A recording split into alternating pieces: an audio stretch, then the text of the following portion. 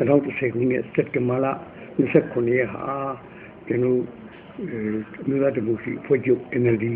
စတင်ဖွဲ့စည်းခဲ့တာတည်ထောင်ခဲ့တာ22နှစ်ပြည့်တဲ့နေ့ဖြစ်ပါတယ်အဲ့ဒီနေ့အထီးမှပြုပြီးတော့တက်ရောက်လာကြတဲ့ရေပေါ်ရေပဲအားလုံးမိခွေတင်ကအားလုံးထောက်ခံIP သူအားလုံးကိုနှုတ်ဆက်တာပါတယ်ကျွန်တော်ဒီနေ့ဟာပျော်စရာနေ့ကြီးဖြစ်တယ်လို့ပဲကျွန်တော်ပြောချင်ပါတယ်ပျော်စရာနေ့ကြီးလို့ပြောတဲ့အကြောင်းကဘာလဲဆိုတော့ NLD ဟာ22နှစ်ကာလပတ်လုံးတည်းမှာအောင်မြင်မှုတွေရှိတယ်ရှုံးနိမှုတွေရှိတယ်ဘာတွေပဲရှိနေနေ NLD ဟာဒီမိုးတောင်တက်တယ်လို့ဝီဒီရှိအောင်တောက်တိုးကြတယ်လို့ဟာမျိုးအခြေအနေမျိုးရှိတယ်လို့လည်းတင်စားပြောနိုင်ပါတယ်ဘယ်လိုပဲပြောကျွန်တော် NLD ဟာဒီရှောက်ခဲ့တဲ့လမ်းကြီးဟာစံတော်အောင်ဖို့ဘူးဒီစင်ကန်တော်တို့လောက်တာမဟုတ်ဘူးဆိုတော့ကျွန်တော်ပြောနေပါတယ်ပထမဥမာဆိုတော့ကျွန်တော်ဒီနေ့2010ရောက်ကိုဒွိမောက်တယ်ဒွိမောက်တာကျွန်တော်က NLD ကဒွိမောက်တာမဟုတ်ဘူးCEC ကဒွိမောက်တာမဟုတ်ဘူးNLD အဖွဲ့ဝင်များဒွိမောက်တာမဟုတ်ဘူးကျွန်တော်ဒွိမောက်တာဒီ2010ရောက်ကိုလုံးဝအုပ်တုံးဒွိမောက်တာဖြစ်ပါတယ်လုံးဝအုပ်တုံးဒွိမောက်တာဖြစ်ကောင်းပြီဒီတပိတ်ဟာဘယ်လိုပေါ်လာလဲကျွန်တော်ဥမာဆိုတော့ပါတီလုံခဲ့တဲ့ဒီလုံခဲ့တဲ့မလာလောက်အတွင်းမှာဒီဘဝဥရီတွေပေါ်ထွက်လာတဲ့ခါမှာပြောကြဆိုရလောက်ကြကညာရနေပြီးတော့တီးလို့တော့အကြံပေါ်ဆိုတဲ့ဟာမျိုးနဲ့ပေါ်လာတာပုတ်ဖူးနော်ပြာတပိတ်တွေကဆက်နေတယ်လို့ကျွန်တော်ပြောနေတယ်တမိုင်းစီရှိတယ်အစဉ်အတိုင်းကျွန်တော်ရှောက်နေတာဆိုတော့ဗျာဥမာကျွန်တော်1993မှာအမျိုးသားညီလာခံဆိုတော့စပေါ်လာတယ်အမျိုးသားညီလာခံပေါ်ပြီးတော့အမျိုးသားညီလာခံမှာအခြေခံဥပဒေရေးဆွဲရေးဆိုတာပေါ်လာတယ်လောက်ကြတယ်နိုင်ကြတယ် NLD လည်းတက်ရောက်ခဲ့တယ်တက်ရောက်ပြီးမှလို့ဒီအမျိုးသားညီလာခံကနေတော့မှတင်ပြဆွေးနွေးနေတဲ့နော်ဒီအခြေခံဥပဒေအခြေခံဥပဒေကိုနောက်ပိုင်းမှာပေါ်တဲ့အခြေခံဥပဒေဟာဘာမှဒီမိုကရေစီလည်းမရှိဘူးကျွန်တော်တို့ရဲ့မူလရည်မှန်းချက်မူလဗုဒ္ဓမူဝါဒတွေဖြစ်တဲ့ဒီမိုကရေစီလူခွင့်ရေးပြည်တော်စုစစ်မှန်သောပြည်တော်စု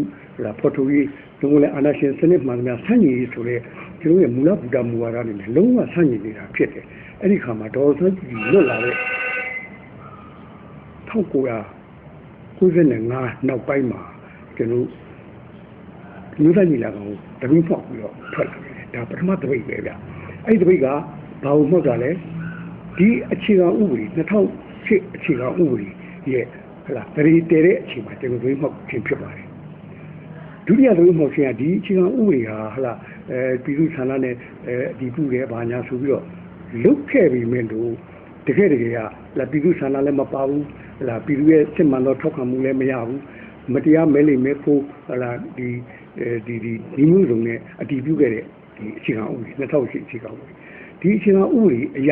ကျင်းပမယ်2010ရွေးကောက်ပွဲကိစ္စနဲ့ပတ်သက်ပြီးတော့ဒီ2010မတ်လမှာကျွန်တော်ဒီရွေးကောက်ပွဲဥပဒေများပေါ်ထွက်လာတယ်ဒီရွေးကောက်ပွဲဥပဒေများဟာလည်းလုံးဝတရားမျှတမှုမရှိဘူးဒီကျွန်တော်ရဲ့မူလရည်မှန်းချက်များဖြစ်တဲ့ဒီကျွန်တော်ရဲ့ဒီမိုကရေစီလူ့ခွင့်ရေးကိစ္စတွေနဲ့လည်းလုံးဝဆန့်ကျင်နေတယ်နောက်တစ်ချက်ကကျွန်တော်တို့တွေ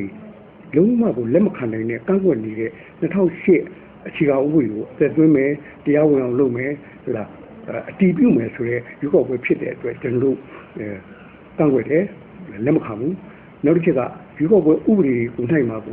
ကျွန်တော်ရဲ့ခေါင်းဆောင်ဒေါ်ဆန်းစုကြည်လိုပုဂ္ဂိုလ်မျိုးတွေထောင်ထဲမှာရောက်နေတဲ့ကျွန်တော်ရဲ့ရေဘော်မိတ်ဆွေလုတ်ဖို့ကင်ဘက်တီ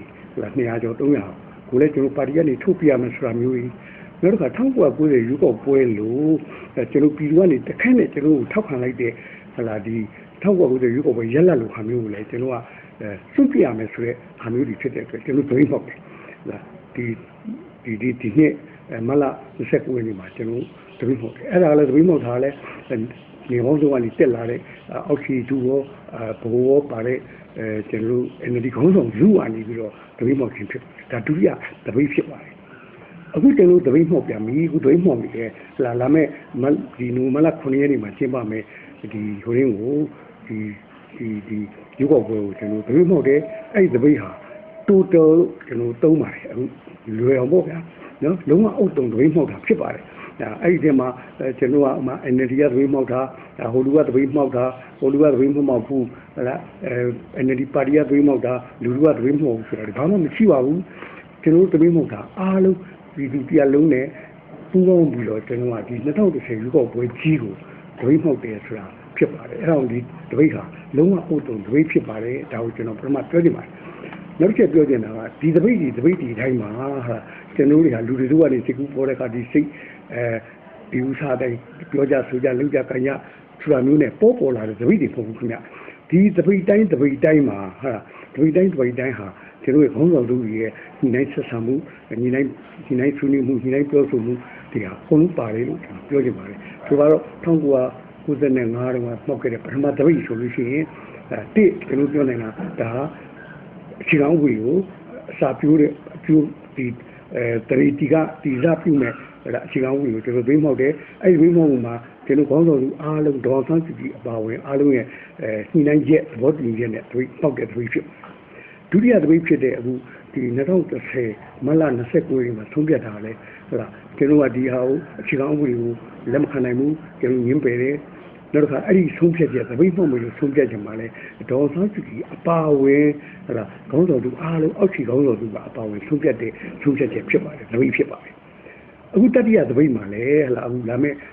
ဒီနိုမာလာ9ရက်နေ့မှာကျင်းပမယ်ယူကော့ပွဲကိုကျွန်တော်လုံးဝအုပ်တုံဒွိမှောက်တဲ့ဆိုရမှာလဲဟလာဒေါ်ဆန်းစုကြည်ရဲ့ဟလာဒီညွှန်ကြားချက်တွေဟလာသဘောထားတွေနဲ့ပါတယ်ကျွန်တော်ဒီမှာရှိတဲ့ဥတီဦးဘောဆောင်နဲ့ဟလာ NLD ဒီဘိုးအဖွဲ့တခုလုံးရဲ့ဆုံးဖြတ်ချက်တွေလည်းပါတယ်ကျွန်တော်နေတွေကိုလည်းရှင်းပြီးတော့ကျွန်တော်အကုန်လုံးဘိုးကနေပြီးတော့နေတွေကိုရှင်းပြီးတော့ဟလာဆွေးနွေးညှိနှိုင်းနေတဲ့ဟာတွေမှာလည်းဟလာပါတယ်အဲ့ဒါတော့ဒီတပိတ်ဟာဒီတပိတ်ဒီအားလုံးဟာကျွန်တော်ပြောချင်တာနော်ကျွန်တော်ဘာလို့တိုးတယ်ပဲဟလာဟိုတုန်းကလည်းပထမတပိတ်လည်းတိုးတယ်ပဲဒုတိယတပိတ်ကလည်းတိုးတယ်ပဲဟလာတတိယတပိတ်လည်းအခုလာမယ့်ဟာမှာလည်းကျွန်တော်တိုးတယ်ပဲလုံးဝအုပ်စုံပေါက်ရှင်းဖြစ်ပါတယ်နှစ်ကဒီတပိတ်ဒီအားလုံးဟာကျွန်တော်လူတူချင်းတယောက်ချင်းပုဂ္ဂိုလ်တူလူတူကရဲ့ဆုံးဖြတ်ချက်မဟုတ်ဘူးဒါဟာဒေါ်စုပြည်အပါဝင်ခေါင်းဆောင်သူအားလုံးရဲ့ဟုတ်လားနောက်တစ်ခါအောက်ခြေဒုခေါင်းဆောင်တွေအားလုံးပါဝင်တဲ့တင်းရွတ်တဲ့ဆုံးဖြတ်ချက်ဖြစ်တယ်လို့ကျွန်တော်ပြောချင်ပါတယ်ကျွန်တော်နှုတ်ဆက်ပါတယ်ဒီလောက်ပါပဲ